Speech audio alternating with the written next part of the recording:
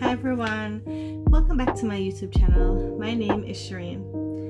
So honestly, I've been sitting here in front of the camera for about an hour now, trying to film a video about self-care and how to stay positive during everything that's going on in the world right now. First it was COVID and lockdown, and then now it's what happened with George Floyd and protests across America and protests across the world. And yeah, I'm trying to put forth a positive outlook and a smiley face and a just positive energy, and not really succeeding at it. I have been trying to understand the series of events that led up to this. So I've been educating myself on what's been going on and what has happened in the past to lead to these events.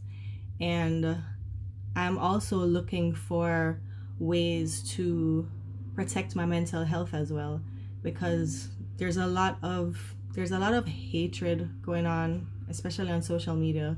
There's a lot of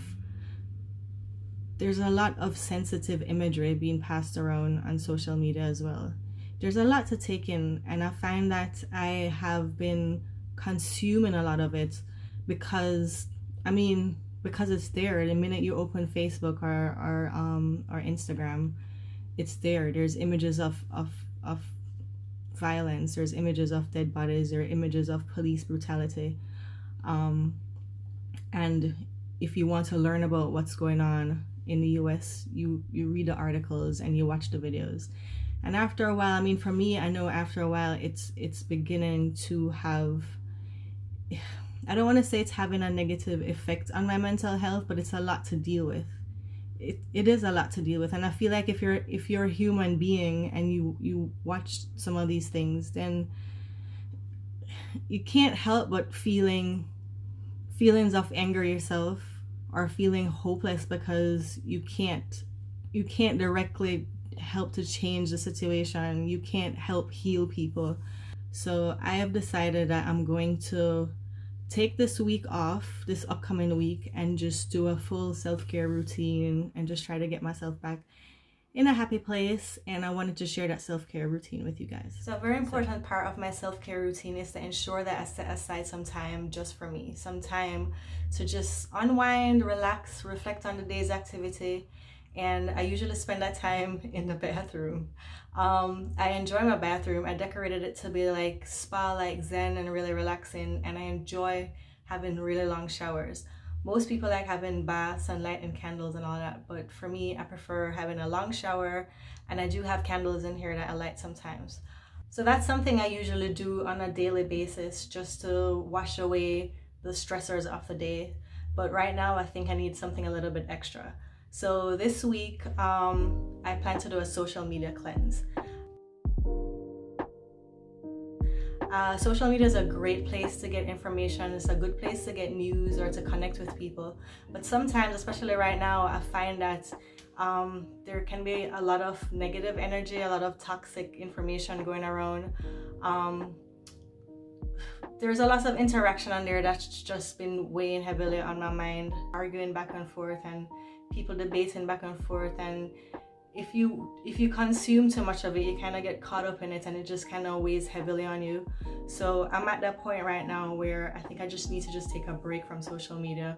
So for a week or two, I just want to disconnect from Facebook and Instagram and YouTube and everything. I just don't want to have to look at my phone. I just want to take a break and just breathe and just let it all go for a week or so. So instead of consuming content on social media, I decided to start to read again. So that's I have a baby, and well, he's not a baby anymore. I have an 18-month-old, and I work full time, so I don't have time to physically pick up a book and read. So what I did, I renewed my subscription to Audible and downloaded a couple books that I know I would enjoy. They would provide an escape. We've been in the house for the past 2 months, so reading a book that's set in a different location just provides you with an escape to that location, and it's definitely good for stress relief and relaxation. So one of the books that I'm currently listening to is called The Children of Blood and Bone by Tome Adeyemi. It's basically a fantasy story about this young girl who is on this mission to restore magic to her people and freedom from suppression. So some of the underlying themes of the book is, well, freeing people from suppression. And the author, I think, was inspired by the police brutality she saw in New York. So she found a way to channel her hopelessness or the anger that she felt into this novel, and instead created this beautiful story of African mythology and the Yoruba culture. And it's such a good story right now. I'm halfway through it and I'm really enjoying it. Hobbies are great. Hobbies are fun. And a hobby could be anything you enjoy doing. So for me, I love to decorate. I love to refurbish old furniture. During COVID, I took on this project of redoing this bathroom. I did the wallpaper treatments, hung these shelves, I made this blind right here. And I consider decorating or redecorating a hobby. And it's something that definitely, even though it's a project and it's work, it's something that definitely relaxes me and take away my stress. I see a trend on Instagram now with a lot of the influencers taking up gardening as a method of self-care, and I recently got into gardening as well, funnily enough. My grandmother has a green thumb, and her property is one of the most beautiful properties I've seen in Kingston. There are lots of flowers and fruit trees, and I've always wanted that for my own house, but I suck at gardening. So this summer, this spring, I decided, you know what, I'm going to give it a shot. I'm going to try to plant things and hope they don't die. So I have taken up gardening. I've fallen in love with indoor gardening. You can see a little bit of my plants here. So I have plants in every room. I have succulents, peonies, and roses that have just taken my breath away this spring. And it's definitely relaxing and rewarding to see that you've planted seeds or bulbs and watch them grow into these beautiful blooms. And they're kind of like your babies, and you take care of them, and they just bring you so much happiness. So yeah, I would definitely recommend gardening for self-care. It's nurturing and it makes you feel good. One of my favorite things to do as self-care, ironically, is something that I don't do alone or by myself.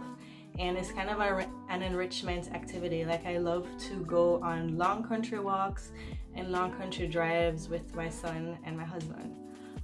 England is beautiful. The landscape here is beautiful. There's so many rolling hills with grazing fields with cows and sheep.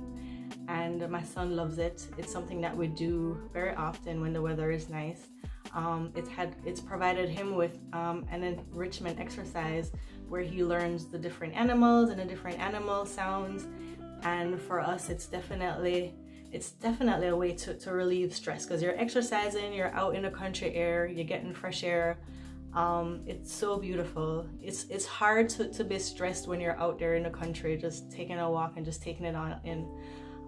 When COVID just happened, it's something that we used to try to do every single day on our lunch break. Luckily enough for us, we live right across the street from a nature reserve, so we literally just walk out our front door and there's like 100 acres of open land and animals. That's something we really enjoy. That's probably something that's my number one stress reliever right now, is to just go out and enjoy the countryside.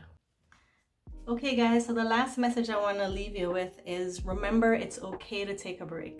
You need to nurture your mental health. You need to ensure that you are okay. I hope these tips help. I hope I provided some information on how you can help nurture your soul and restore balance and harmony.